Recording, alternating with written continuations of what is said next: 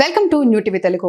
YCP నేత టాలీవుడ్ నటుడు పోసాని కృష్ణమురళికి ఎట్టకేలకు జైలు జీవితం నుంచి విముక్తి లభించింది. గత నెలలో తొలిసారి చంద్రబాబు పవన్ కళ్యాణ్ పై వ్యాఖ్యలు కేసులో అరెస్టు తర్వాత ఆయనపై రాష్ట్ర వ్యాప్తంగా 17 కేసులు నమోదయ్యాయి. అలాగే సిఐడి కూడా చంద్రబాబు పవన్ కళ్యాణ్ ఫోటోలు మార్ఫింగ్ చేసి అనుచిత వ్యాఖ్యలు చేశారంటూ మరో కేసు నమోదు చేసింది. ఇతర కేసుల్లో ముందుగా బెయిల్ లభించిన సిఐడి కేసులో మాత్రం పోసానికి జైలులోనే ఉండిపోక తప్పలేదు. ఈ నేపథ్యంలో గుంటూరులోని సిఐడి కోర్టు పోసాని కృష్ణమురళికి షరతులతో కూడిన బెయిల్ మంజూరు చేసింది.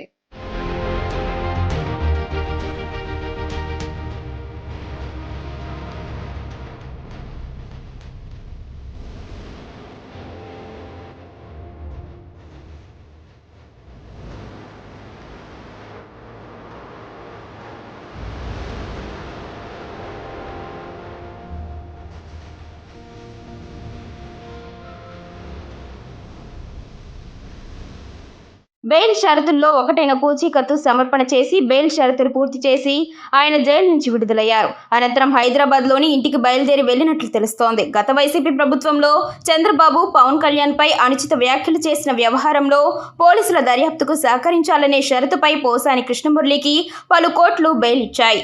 అలాగే మరికొన్ని కేసుల్లో నోటీసు ఇచ్చి విచారణ జరపాలని హైకోర్టు ఆదేశాలు ఇచ్చింది. దీంతో పోలీసులు ఏ క్షణమైనా తిరిగి ఆయన్ను విచారణకు రమ్మని పిలిచే అవకాశాలు కూడా లేకపోలేదు. గతంలోనూ పోలీసులు నమోదు చేసిన కేసుల్లో బెయిల్ లభించిన తర్వాత జైలు నుంచి విడుదలయ్యే లోపే సిఐడి పోలీసులు తమ కేసులో పీటీ వారెంట్ దాఖలు చేసి ఆయన్ను అరెస్టు చేశారు. అప్పటి నుంచి ఆయన జైల్లోనే ఉన్నారు. చివరికి 26 రోజుల జైలు జీవితం తర్వాత పోసాని ఇవాళ విడుదలయ్యారు. దీంతో ఆయనకు పూర్తి ఊరట లభించినట్లయింది.